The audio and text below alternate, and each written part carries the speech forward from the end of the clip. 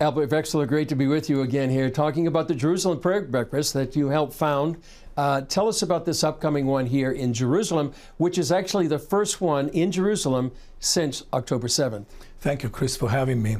Well, we're really excited about the upcoming Jerusalem Prayer Breakfast, and I think God will really carve out a special moment in time, gathering the nations, allowing us to come together to pray for the peace of Jerusalem before some, I believe, major changes and shifts are going to take place. Because, I mean, we are heading to a major confrontation. You don't need to be a prophet to realize that. And the West is really under a massive attack, and they haven't really understood it. But I think this is something that we're going to be seeing in this coming time. So there's never been a better time to come to Jerusalem and pray. Okay, and you have people coming here from the nations? Yes, despite all the cancellations of flights and whatnot, people are coming from all over the world, from Japan, from United States, from Europe, from Africa, and so we will have a very international crowd of people, as always, leaders, congressmen, members of parliament, and of course our Knesset members are going to be hosting them in the Knesset at Waldorf Astoria Hotel, and it's going to be huge.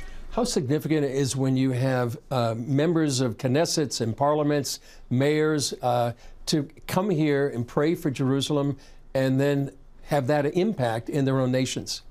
I think this is very significant, and I think it is something we're very much looking forward for, because every time when the Jews and Christians come together and pray, there is a significant change coming.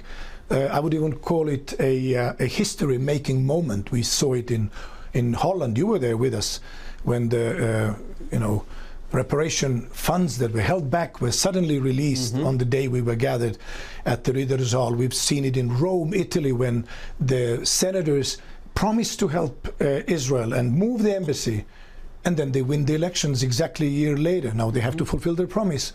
Yeah. But there's like many things that you can see. I could tell story after story.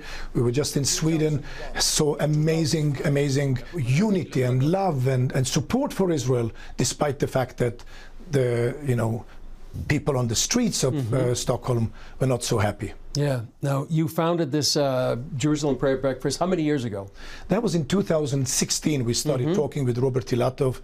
Then President Reuven Rivlin endorsed the idea as a great surprise for all of us. And then we launched it 2017. You were actually one of our founders. You came and you've seen it, take us all over the world. We have been now in 20 cities, outside of Israel. So it's the 8th annual Jerusalem Prayer Breakfast in Israel, and then after that we're going to go to New York on the UN week. Well, that's a significant place and time to be when literally the nations of the world come back to New York for the annual General Assembly. Tell us how people can, they can either come here, you're expecting of several hundred, but how can they find out about the Jerusalem Prayer Breakfast? Well, we have our website, www.jerusalemprayerbreakfast.org, and there is a contact button. There is the information about the registration.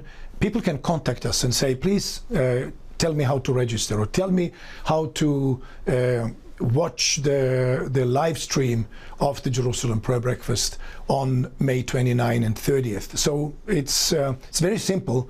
It's just to click on contact. And final question, Albert, how important is it to be praying for the peace of Jerusalem at this time? Chris, there's never been a more important time to pray for the peace of Jerusalem. We are at war. Our boys are dying in Gaza, and there is a front in the north, in the south. There can be some more fronts open up. Iran just attacked us with 350 projectiles, and you see God protected us from any direct hits. So is it the time to pray for peace of Jerusalem? I think it is. I think so too. Albert Vexler, thanks for joining us, and look forward to the Jerusalem Prayer Breakfast. Thank you, Chris. Really appreciate you having me.